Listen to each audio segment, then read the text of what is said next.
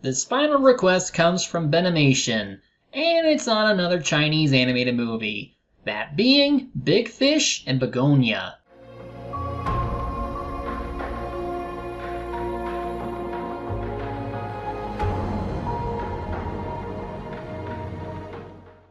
Originally released in 2016, the movie saw a 2018 international release through Shout Factory, Funimation, and Manga Entertainment. I'm looking at the Mandarin version with English subtitles because it's the only version I have. What a shame, since I really wanted to hear from Todd Haberkorn. The movie story is based on a Taoist myth found in the Xuangzi, which is a major text for Taoism, with some more influence from Classic of Mountain and Seas and In Search of the Supernatural. The directors, Liang Xuan and Shang Chun, first made a flash animation of that project in 2004 before forming Biantian Media Co. to make a better version of it. They had trouble funding the project at first, but word of mouth and investor attention finally led to a proper release. This movie is sometimes known as the starting point for the dawn of the Chinese animation industry, so let's see if it can live up to the praise. The opening narration text mentions how fish aren't meant to be caged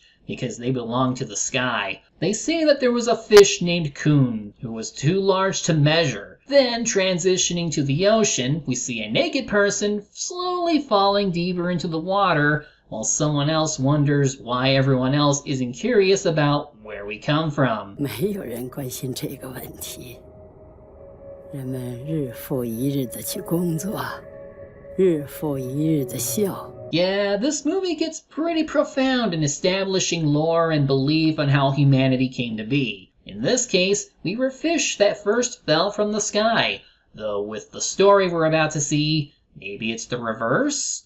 After the title card, we do learn that the narrator is named Chun, whose younger version we'll see later, but as an elder, she'll be voiced by Pan Shulan and Sung Fong. She describes how billions of years ago there was nothing but water and fish. They contained the souls of humans who ended up in the undersea world with beings known as the Others. The Others aren't gods, but they have power over nature, and their methods look familiar. Well, that's because this movie was in collaboration with Studio Mir, which worked on The Legend of Korra. And since its founder served as an animation director for the first Avatar, you can definitely see a lot of that art style in this film. The Undersea is whimsical with its magic, but first some characters. We have the younger version of Chun, voiced by Ji Guanlin and Stephanie Sheh. With her is her close friend Kui, voiced by Su Shangqing, and Johnny Young Bosch. 帅，比我还高哎！川，你快看啊！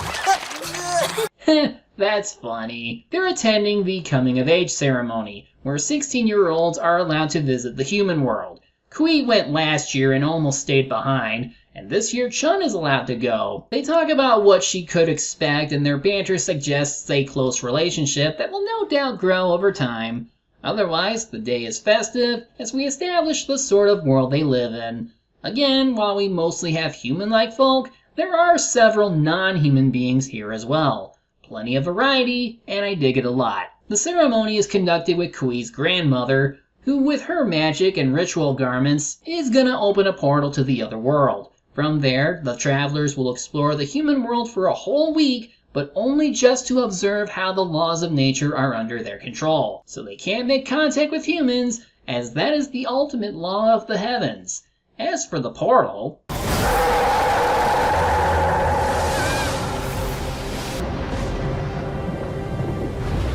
So, this like the knock-up stream but in reverse? Chun's mother tries to make sure Chun comes back since at least one person didn't return last time. Chun doesn't think much of it and drinks this special soup that all participants receive to turn into dolphins. Okay, this is all meant to provide a sense of mysticism, so that's fine. Like, this is definitely a coming-of-age story first and foremost. And it's really well animated with an amazing score thanks to Kiyoshi Yoshida, known for composing for The Girl Who Left Through Time, Kaiba, and more. The sight of the sun really catches the attention of those from the Undersea world, but now Chun ends up hearing the calls from a pair of humans that live nearby. Neither have names, but assuming the voice credit is accurate here, the boy might be voiced by Timmy Zhu. and Todd Habercorn. Because if it isn't Vic being the creepy actor, then it's Todd.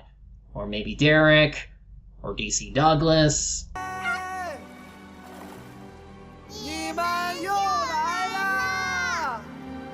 Uh-oh, she seems to be getting too close to the human. So now what will she do? Chun travels the world and witnesses the sights over the next 6 days. As for the boy, he and his little sister go out to sea so he can swim with the fish. And the blue dolphins who don't have the human eyes. It's so whimsical. Seriously, there are some really good visuals that often blend the sea and the sky together. Anyway, Chun can't truly stay away since the boy seems so kind and even plays the flute well. But for every good human, there are still some bad ones, like those nearby that are capturing dolphins and killing them. She gets caught up in a net as a maelstrom takes place, and the boy sees this and tries to rescue her anyway.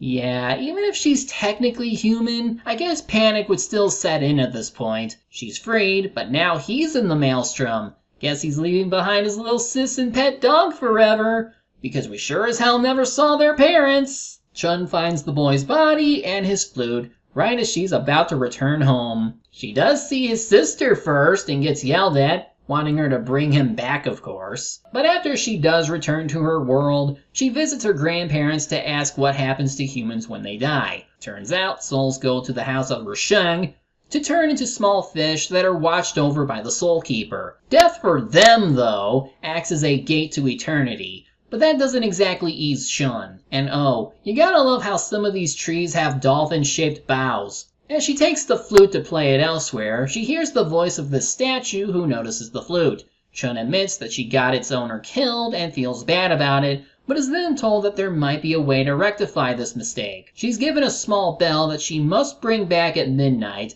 but Kui catches her while she is sneaking out of her home. He follows her, and we see the statue come to life to summon a ferryman of sorts. Kui doesn't follow anymore, but seems to know more than he lets on. While Chun arrives at the house of Rusheng, that responds to the bell by...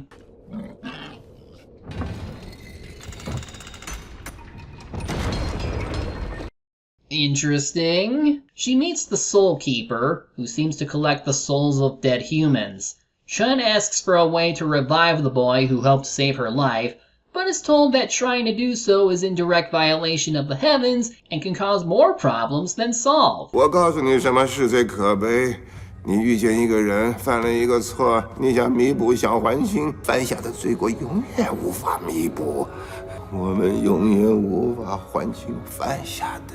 那你为什么说要帮我？那是我可怜你。 Still, the Soul Keeper is open to a compromise, so agrees to help Chun in exchange for half of her lifespan, which to be fair is the only other option besides giving up her eyesight. She's taken to the Chamber of Heaven to search for the boy, and she finally finds this baby fish with a familiar headscar. She gives the Soul Keeper part of her life as agreed upon, and now must raise him to become a bigger fish to help it return to the human world. Though judging from where she's putting the rest of her soul, this isn't the first time she's done this? Well, Chun gets home as she tries to see if the fish remembers her. It probably doesn't. Then we see her use magic, which seems to work well with these plants. 妈给我取名春，她希望我以后接她的班，掌管海棠花的生长。 Well, we have part of the name drop. She tries to think of a name for her fish, but Kui shows up again to see what's going on. Chun tries shooing him away, but now he's in on her little plan, and he insists on giving the name for the fish. 北冥有鱼，其名为鲲。鲲之大，不知其几千里也。怒而飞，其翼若垂天之云，是古书上写的。 Chun agrees to the name since it jives with her wanting to make it grow. Wait, that's not a dolphin, that's a narwhal. And yeah, you can bet she dreams of the boy in his human form. So what sort of bad things will come from having Kun here? Well, for starters, the rain is starting to seem salty. But there's a bit of a breakthrough where she plays the flute and Kun notices. So maybe he does know who she is? He even flies around the salty rain, which is cute. But he is just lucky that no one is around to notice. So, would this be considered flower bending? Soon Kun is large enough that he must now live in a bucket, which causes problems as Chun's mom finds him and tosses him into the sewers. I don't think she knew what it was, maybe she did, and Chun calling it a fresh life doesn't exactly help her in her case. So she and Kui must go to the sewers to find the fish. They realize that they must wade through a ton of shit to reach Kun, and 算了，还是我去吧。等一下找不到鲲，你也不见了就麻烦了。 aw, he clearly likes her. Rats begin swarming around, leading to an intro to the Rat Matron. She is very aware of what Chun is up to, because good souls become fish, while bad ones become rodents. She will help to find Kun, if Kui dances with her, and he does. All told, she doesn't seem too bad. 哎，还要学会管好自己的小老鼠。Or maybe she's just weird. Her rats find Kun, and thankfully he's alright. He's now hiding in a well, but this one kid spots him and reports to Grandpa Hotu, who seems to be the leader of the society. Thankfully, Chun and Kui moved Kun someplace else, but they now notice the seawater rising and take it as a bad sign. They later take Kun to a pond near an old building, but Kui hears something from inside this large box. What could it be? You just had to open it, didn't you? Kun defends Chun from one attack, but while Kui tries to keep the snake at bay, this happens. Oh crap! He finally whips it to death, but is now badly poisoned. There is no antidote according to Grandpa, so he decides to take in the poison from the boy, which seems to work, only for Chun to later realize that the old man is turning into bark. I guess people who die in this world turn into something else, like how Grandma became a phoenix upon death given her relation to birds. Grandpa doesn't blame Chun for what happened though, and he tells her to continue on with her kindness and he'll continue to support her. 对错都是别人的事，照着自己的心意走。 And thus he turned into a begonia tree. Now we just need the big fish and the title will be complete. But until then, it's snowing in summer, meaning catastrophe is sure to come. Chun and Kui discuss the existence of gods, which is funny since this is kinda meant to be a heavenly realm of sorts. She thinks she'll be punished for what she's trying to do, and reveals to Kui that she's already traded half of her lifespan away just to get this far. The rat matron contacts Kui through one of her rats, and tells him that the elders are suspecting Chun, and so he needs to hide Kun somewhere else. He takes him to a frozen river where he has this to say. 在春的身边会连累他的，如果你不想让他受到伤害，就走吧。 Chun doesn't like that he did this and tries going after him. But then, water knocks her around and the rats take her away to some ice cavern where the rat matron is? 宝贝儿，终于到我手上了。有了你，我就可以去人间了。 Yeah, at this point we're starting to get her angle in all this. And if you think this will lead to her being punished later, it won't. And you'll soon see why. The rats also lead Kun to Chun, who all swim out of the cavern. She turns this one small plant in the cave into a giant tree that takes them to the surface. Kui finds them and has to carry them both through the wind and snow. It's not looking good, but eventually they make it to an abandoned castle. But feeling remorse over not being there earlier, Kui just bails the next morning. He meets the Soul Keeper and demands to know if he can get Chun's lifespan in exchange for his. The new deal is that Kui will give his entire life over, but if the fish dies or gets sent away, then Chun follows suit. After winning a game of Mahjong really fast, Kui learns the secret to saving his friend's life, which is whispered to his ear for now. Time passes, and Kun has become a big fish. Chun is obviously happy about finally accomplishing what she set out to do, but the thought of him leaving her does give her some pause. They have a little bonding moment before Kui comes back, but he leaves just as fast because he can't find himself to be happy for what's to come. So he decides to vent to a barkeeper. 有没有能忘掉痛苦的药？孟婆汤。还是给我来壶酒吧。 To be fair, he's considered an adult by their laws. Now comes the catastrophe. The seawater has begun to rise and sweep over the land. Hotu asks the rat matron to explain what is going on, which she is willing to do if he breaks the spell on her. I feel like there should be more to her character than we're led on. If she was not allowed to leave or whatever, unless Ho2 can dispel it, wouldn't that make her a much bigger threat? At this point, Chun's plan is revealed and everyone is mad. They begin going after Kun, since they think he's responsible for these disasters, and she does her best to buy time for him to fly away. Kui is back to help too, and he stole his grandmother's mask that could summon the maelstrom to push everyone back. Then the rat matron shows up, having regained some of her youth earlier, and grateful that he gave her the means to get out of here. 没有人间的信物是没法穿过海天之门的。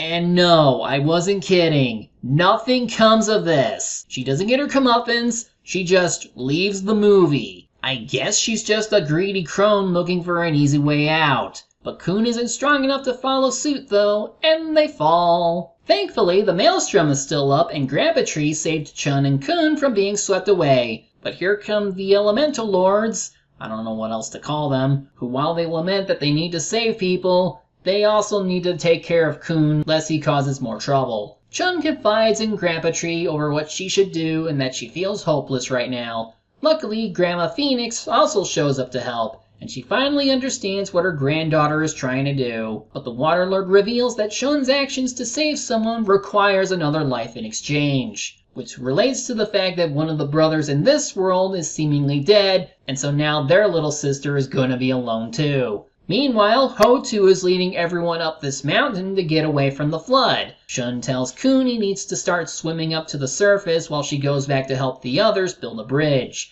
Unfortunately, her mother declines her help since she pretty much brought the end of the world upon them. Not wanting anyone else to suffer because of her, Chun decides to sacrifice herself by becoming one with her grandpa.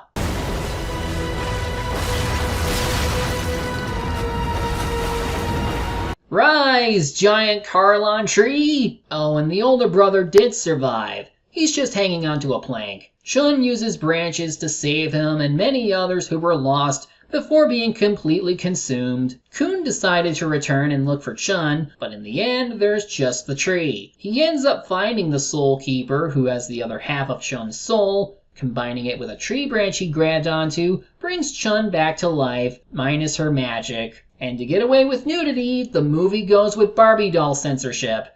Makes my job easier, I guess. There's one last connection to the upper world left that the Soul Keeper points them out to, and it'll be the last time they can see each other. Chun still doesn't know that Kui traded his life for hers, even once he accompanies her to her destination. 人间是个好地方，你想去人间生活吗？和坤一起。那不可能，我们是两个世界的人。不是问你能不能，是问你想不想。Queen knows he can't be with her, but he knows what he needs to do to make sure she's forever happy. They soon arrive at the southernmost lake, where Kun has gotten even bigger than before. Once he leaves, he will forget about everything, but somehow he and Chun will see each other again no matter how they look. Kun starts doing some more water acrobatics before growing some massive fin-like wings. She presses him to go no matter how much it hurts, while Kui forms the bridge to the other world.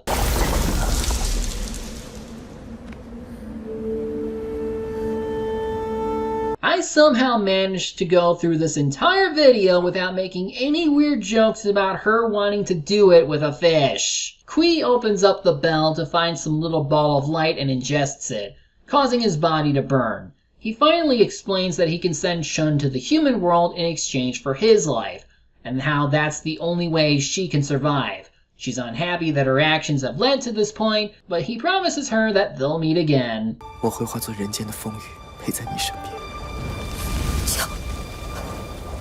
再见了。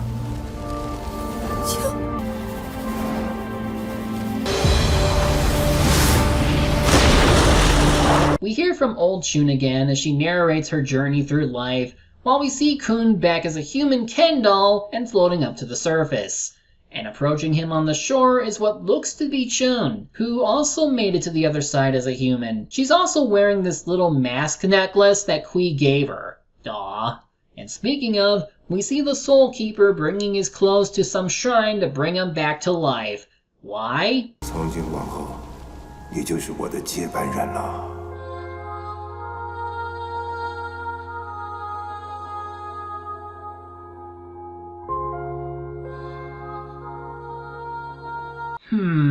So between this and the rat matron being in the human world, maybe this was shaping up to be an extended universe of movies involving Chinese myths? Or to show that Kui is alive but now working for the heavens, such as The Price of Love. But otherwise, that's the movie. It's an interesting spin on the classic story of going on a journey to save a life. Instead of just focusing on that end goal though, the story asks whether the journey was worth going on in the first place. Like, it can be hard to let things go, especially when it comes to a person's life, but how far will you go before you take the world with you? It helps too that the main character is a teen who's yet to fully understand what she should do with her life or why certain laws exist to protect everyone. I do kinda wish we got more from the supporting cast, which can help flesh out the world building a bit more. I also wish we learned more about the rat matron, since she takes advantage of our heroes but just leaves the movie after getting what she wanted. Just what was her deal? I do respect the creative team for at least trying with the main story and making it as grand and beautiful as possible. The movie itself is beautiful with some really fun creature designs and effects, though again, I wish they could do more with it since a lot of it feels underutilized. I highly recommend you watch this movie at least once, if only to experience it firsthand. Assuming this really is the start of an extended cinematic universe, it's a pretty good starting point for that. I'm the Media Hunter. Media is my prey, and reviewing them my way.